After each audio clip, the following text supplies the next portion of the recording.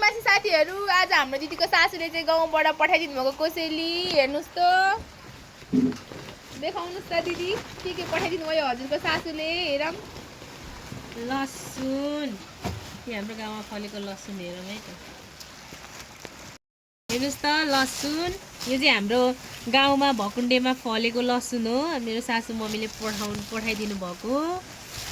अनि अर्को चाहिँ के रहेछ हेरौँ है कार्टुनमा अनि यहाँ चाहिँ आलु बखडा छ हाम्रो पश्चिममा चाहिँ यसलाई चाहिँ आलु बखडा भन्छ नि हेर्नुस् त कति ठुला ठुला छन् यी हाम्रो उता पूर्वमा चाहिँ के भन्छ यसलाई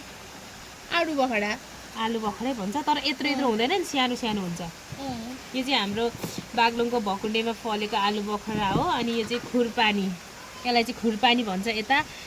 पूर्वमा चाहिँ यसलाई चाहिँ आलु बखडा भन्छ क्या यहाँ चाहिँ यसलाई आलु बखडा भन्छ यसलाई खुरपानी भन्छ हेर्नुस् त कस्तो मिठो हुन्छ यो फेरि यो खुरपानी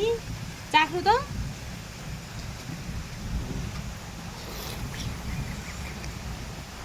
कस्तो लाग्यो साँच्चै कस्तो टेस्टी हुन्छ है यो खुरपानी के अरे आलु बखडा खाएर देखाउनुहोस् कस्तो मिठो हुन्छ क्या म त फर्स्ट टाइम यता पश्चिममा आएर बिहा गरेर आएर खाएको यस्तो आलु बखडा खाएकै थिएन मैले ल नानी खा त अहिले